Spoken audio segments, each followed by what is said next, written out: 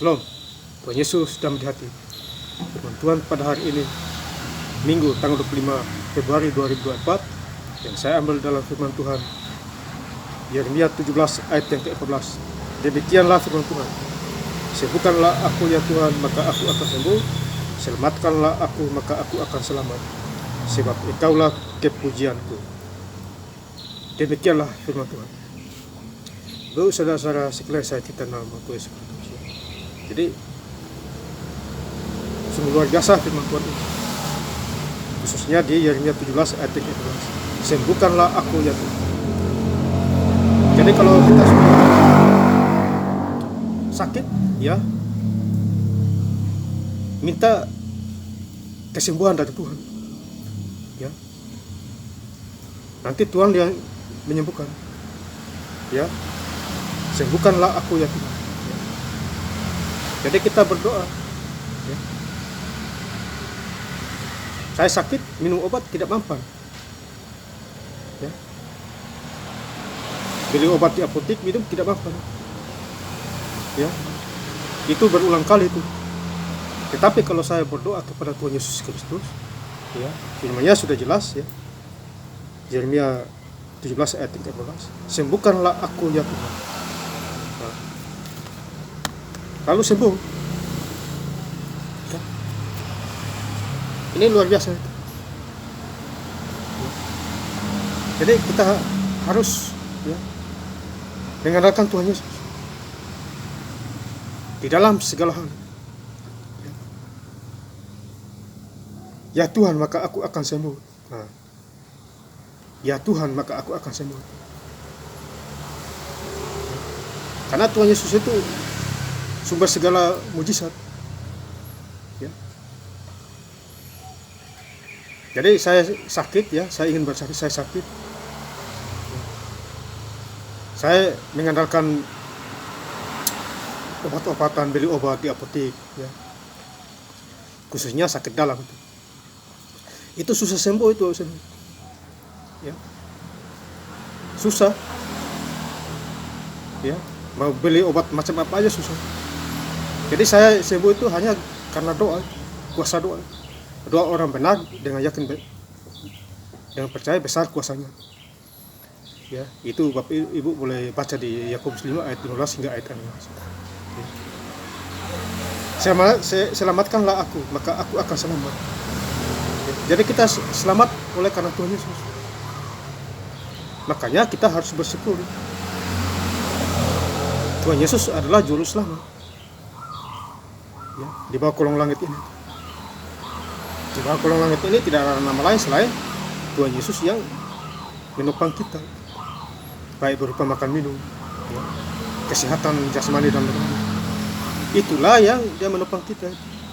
Makanya Bapak Ibu boleh baca di Kisah Rasul 4 ayat 12. Di bawah kolong langit ini tidak ada nama lain selain Tuhan Yesus Kristus. Artinya kita harus cari dia, wajah.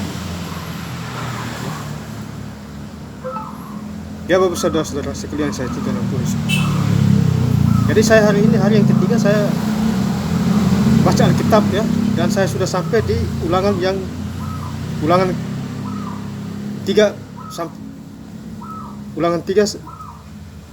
pasal yang ke-29. Ya. Ini sudah hari yang ketiga, ya. Bunyi demikianlah firman Tuhan. Demikianlah kita tinggal di lembah di tetangan Bet-peor. Ya, jadi saya sudah sampai di ulangan 3 ayat yang ke-29. Ya. Dan saya baca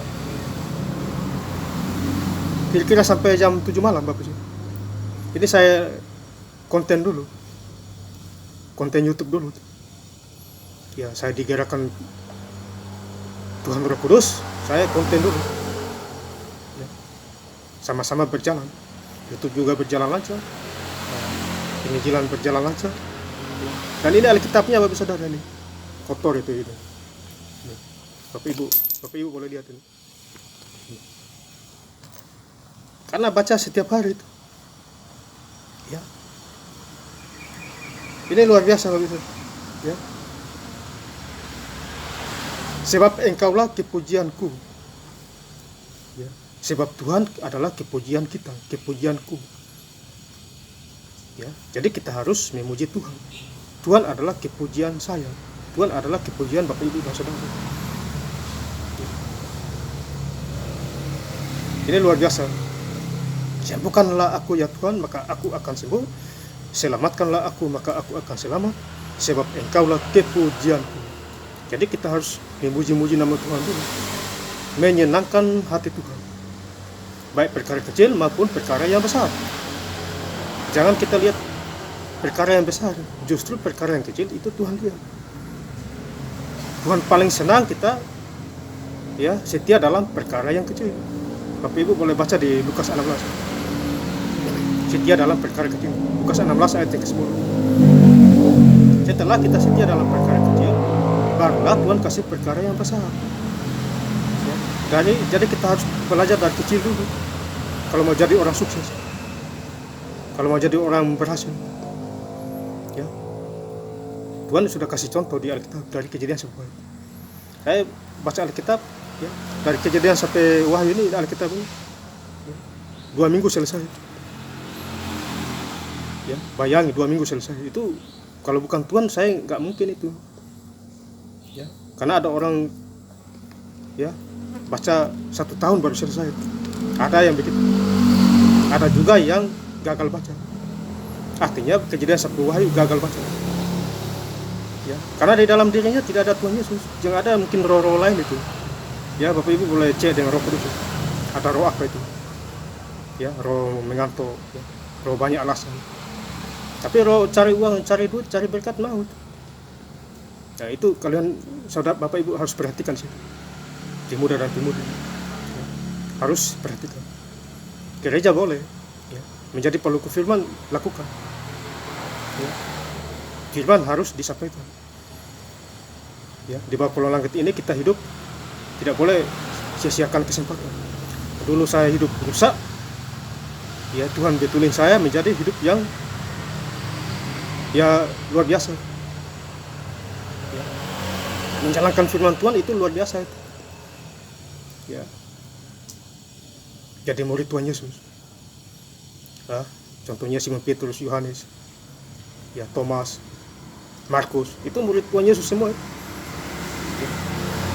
Hanya satu yang pengkhianat itu, Yudas Iskariot, gantung diri, bunuh diri, mati dia. Karena dia pengkhianat itu.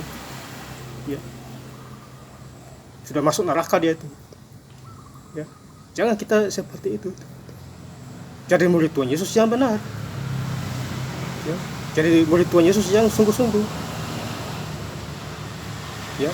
Berkualitas, ya, ada jati diri sebagai anak Tuhan. Ya. Dan ini luar biasa ya Bapak Saudara-saudara. Jadi firman Tuhan mengingatkan kita semua. Ya. Ada lagi Yeremia 30 ayat yang ke-12. Sungguh beginilah firman Tuhan, penyakitmu sangat payah, lukamu tidak tersembuhkan. Nah ini juga berbahaya juga. Ya. Kalau sakit kita tidak tersembuhkan berarti kita harus cek diri. Ya. Upah dosa adalah maut. Ya. Jadi Bapak Ibu boleh perhatikan di situ. Yeremia 30 ayat yang 12. Sungguh beginilah firman Tuhan, penyakitmu sangat payah, lukamu tidak tersembuhkan. Nah, ini. Jadi luka sakit tidak sembuh. Ya. Apa dia buat salah apa kita tidak tahu. Cuma Tuhan yang tahu. Ya. Ini. Jadi kita harus kembali lagi di ayat yang ini, Yeremia 17 ayat yang ke-11. Sembuhkanlah aku ya Tuhan, maka aku akan sembuh. Selamatkanlah aku, maka aku akan selamat, sebab Engkaulah kepujianku. Ya, ini firman Tuhan yang luar biasa. Mengingatkan kita semua. Ya Bapak Saudara, ya. Terima kasih Tuhan Yesus memberkati. Haleluya. Amin.